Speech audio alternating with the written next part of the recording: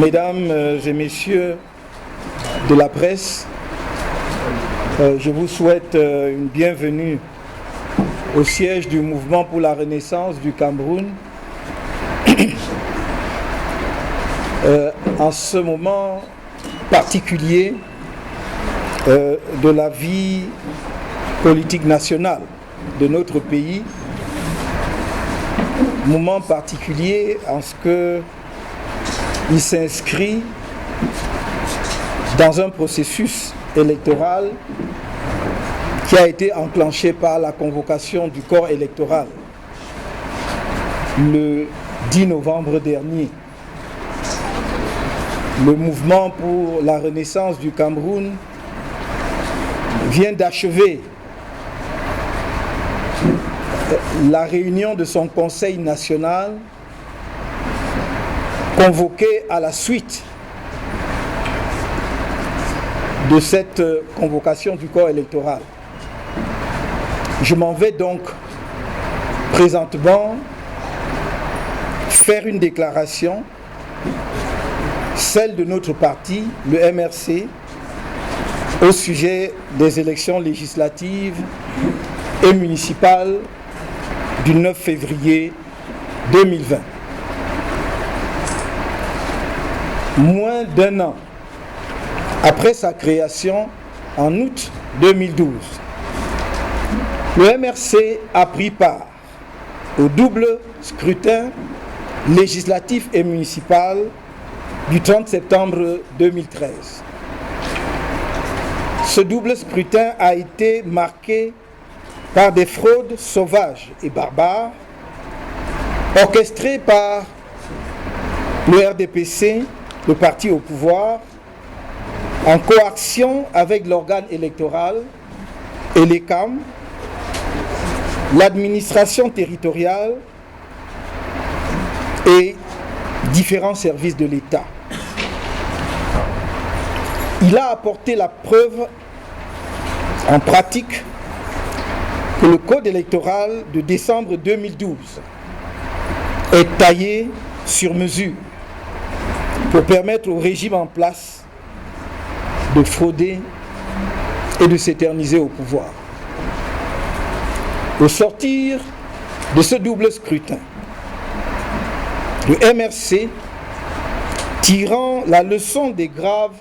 dysfonctionnements qui avaient faussé les résultats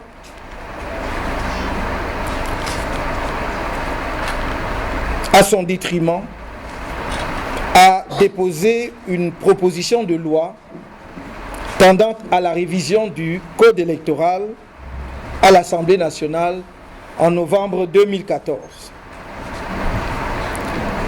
Le règlement de l'Assemblée nationale prévoit qu'après 3 sessions consécutives de cette Chambre, toute proposition de loi régulièrement introduite est d'office inscrite à l'ordre du jour du bureau de l'Assemblée. Malheureusement, jusqu'à la convocation du corps électoral le 9 juillet 2018 pour le scrutin présidentiel du 7 octobre 2018, la proposition de loi du MRC portant code électoral n'avait même pas été inscrite à l'ordre du jour du bureau de l'Assemblée nationale, nonobstant les campagnes populaires menées en direction des députés et de l'opinion nationale par notre parti. Malheureusement, jusqu'à la convocation du corps électoral le 9 juillet 2018 pour le scrutin présidentiel du 7 octobre 2018, la proposition de loi du MRC portant réforme du code électoral n'avait même pas été inscrite à l'ordre du jour de l'Assemblée nationale, nonobstant les campagnes populaires menées en direction des députés et de l'opinion nationale par notre parti pour alerter sur le risque d'une crise électorale post-électorale du fait d'un mauvais code. Je signale qu'il ne l'a toujours pas été à ce jour.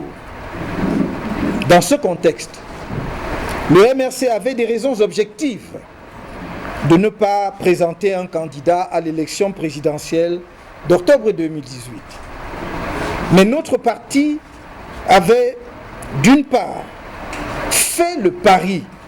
de la mobilisation des Camerounais pour un vote massif en faveur du changement et du barrage des populations à la fraude massive. D'autre part, il avait estimé qu'il fallait mettre à l'épreuve le Conseil constitutionnel, enfin mis en place après 22 ans de patience,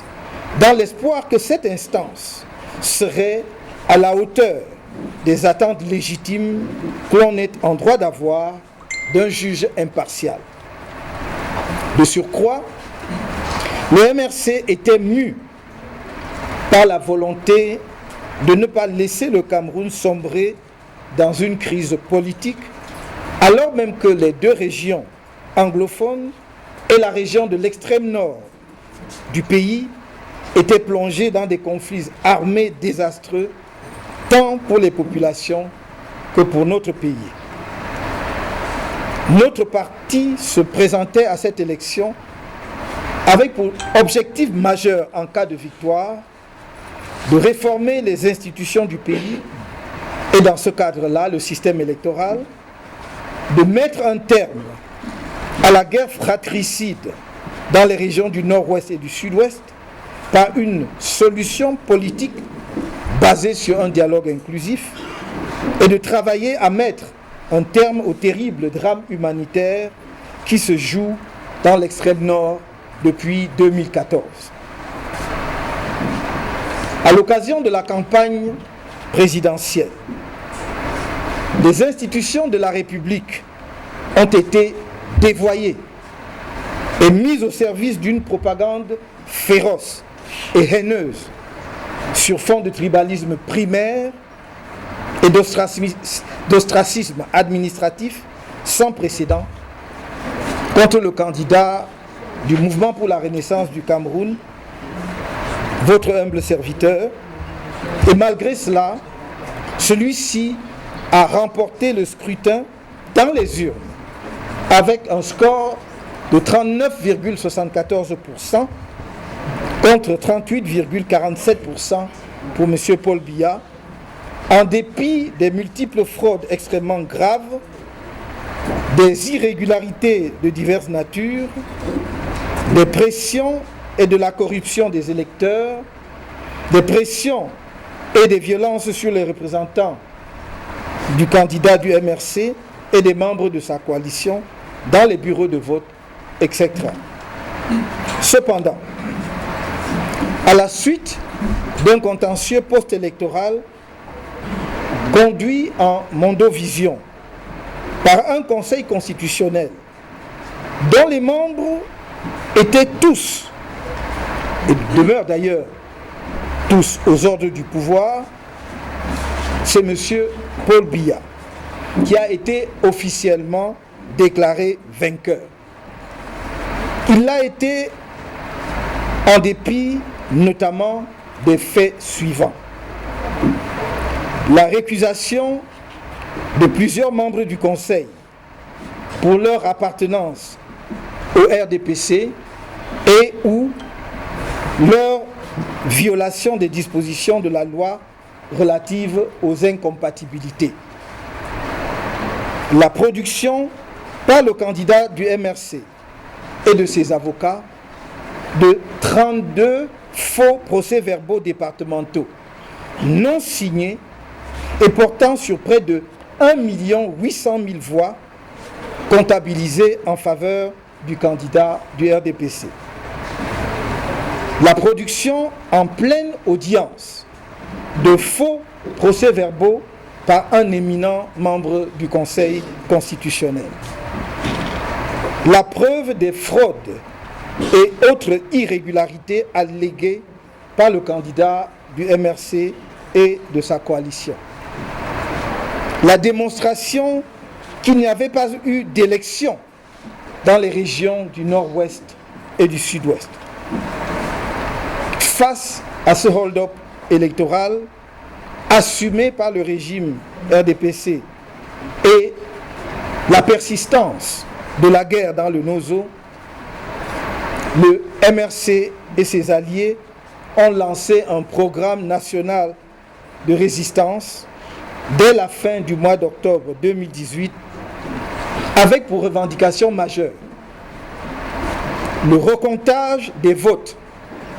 bureau de vote par bureau de vote, sur la base de la confrontation des procès-verbaux avec les fiches d'émargement. La fin de la guerre civile dans le nord-ouest et le sud-ouest. La réforme consensuelle du code électoral. C'est dans le cadre de ce programme national de résistance que le 26 janvier, le 1er et le 8 juin 2018, le président élu, votre humble serviteur, des leaders alliés et des centaines de militants et sympathisants du mouvement de la Renaissance pour le Cameroun ont été arbitrairement arrêtés et illégalement détenus alors qu'ils manifestaient pacifiquement, traduits pour un bon nombre d'entre eux devant le tribunal militaire de Yaoundé pour des crimes dont certains sont passibles de la peine de mort. L'objectif du régime illégitime était et reste sans aucun doute de décapiter le MRC pour l'éliminer du champ politique et de terroriser les populations. Bien que de nombreux militants et sympathisants du MRC aient été libérés, notamment à la suite du communiqué du 4 octobre 2019, le premier vice-président de notre parti, M. Mamadou Yakuba Mota, et 14 autres militants, dont M. Moutaga Sylvanus, sont encore emprisonnés pour leur condamnation injuste à l'issue de procès iniques organisés suite au mouvement d'humeur survenu à la prison centrale de Kondengui le 22 juillet 2019. La participation du MRC au scrutin présidentiel du 7 octobre 2018 et la retransmission à la télévision du contentieux post-électoral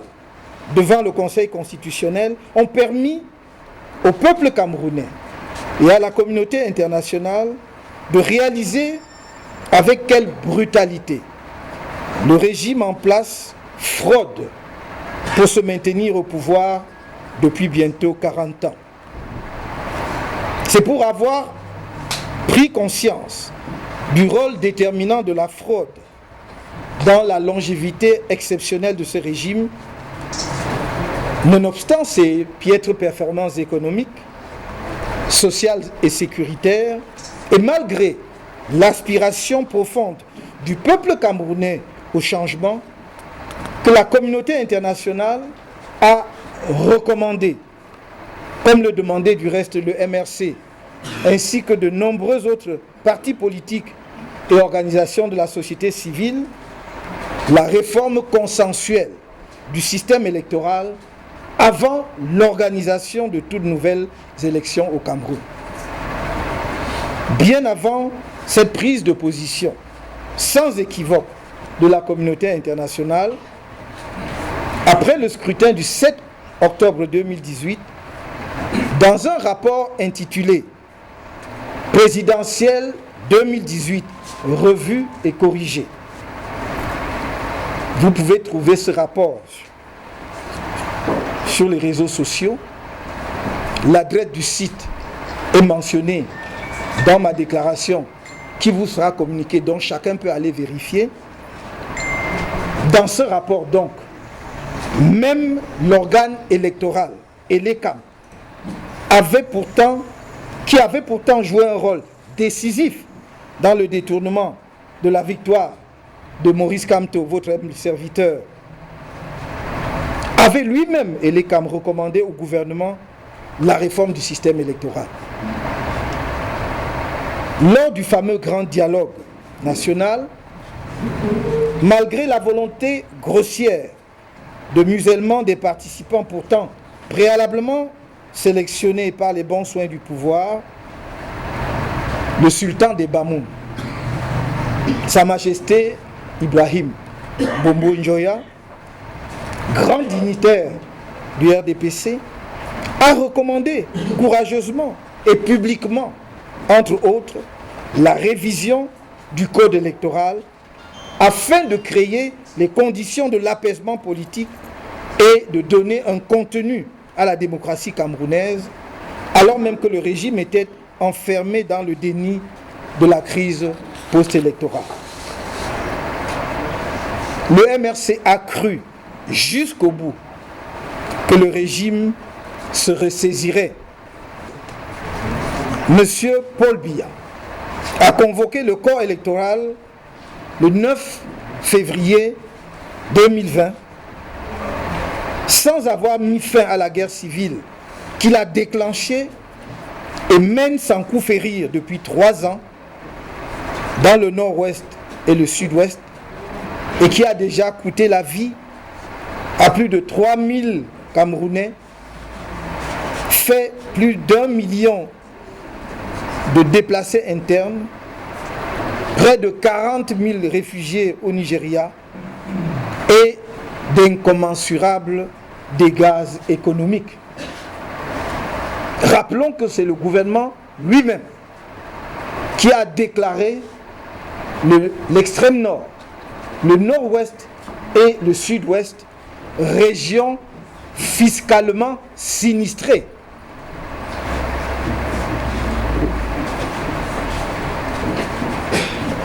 Le pouvoir n'a pas davantage réformé le système électoral, même de façon symbolique, muré qu'il est dans ses certitudes et l'assurance de l'impunité que lui assurent certains de ses soutiens étrangers. Il n'a pas non plus estimé que la résolution du drame humanitaire suscité par la guerre contre Boko Haram et qui a curieusement laissé indifférentes les élites politiques du septentrion, occupées qu'elles sont à défendre leurs petites positions et privilèges, était aussi importante que la tenue des scrutins à venir. Par cette attitude irresponsable, il donne une fois de plus la preuve que l'avenir du Cameroun, ce pays meurtri, qui lui a pourtant tout donné, ne l'intéresse pas plus que son maintien au pouvoir. On est en droit de se poser la question de savoir quel est le niveau de destruction du pays qui pourra l'amener à se ressaisir. Même nos 9 mois de prison et le sacrifice de nombreux camarades héroïques, sauvagement torturés et qui passeront le reste de leur vie avec des séquelles, n'auront pas amené le régime à retrouver un semblant de lucidité.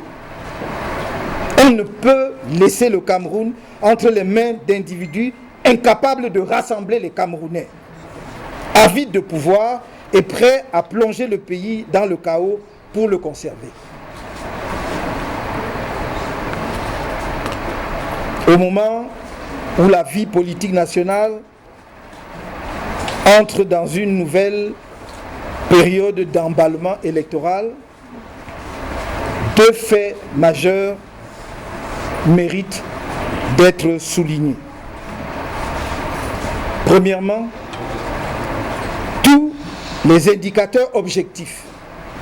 montrent aujourd'hui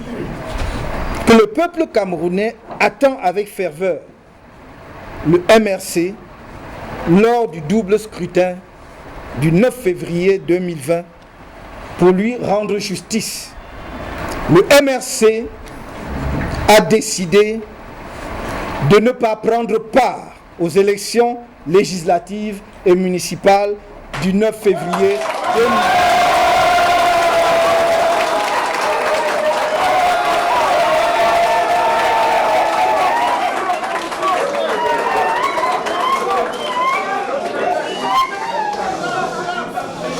En prenant cette décision politique grave, le MRC reste fidèle à lui-même au regard de l'actualité et de la situation générale du pays. Fidèle d'abord à l'idée qu'organiser des élections au Cameroun aujourd'hui, qui plus est des élections locales, sans avoir rétabli la paix dans les régions du nord-ouest et du sud-ouest et créer les conditions d'une participation effective des populations de ces deux régions au libre choix de leurs représentants à l'Assemblée nationale et dans les conseils municipaux, c'est donner le message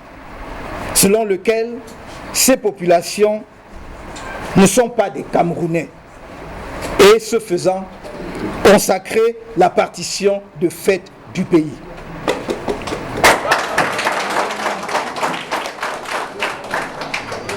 Fidélité ensuite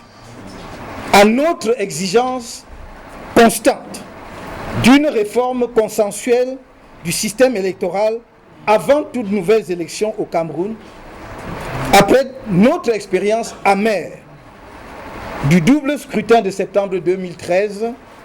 et de l'élection présidentielle d'octobre 2018. Car avec le système électoral actuel, les mêmes causes produiront inévitablement les mêmes effets, à savoir fraude massive, vol des résultats et nouvelle crise post-électorale. Certes, la décision de boycotter les élections municipales et législatives du 9 février prochain peut être mal comprise par une certaine opinion.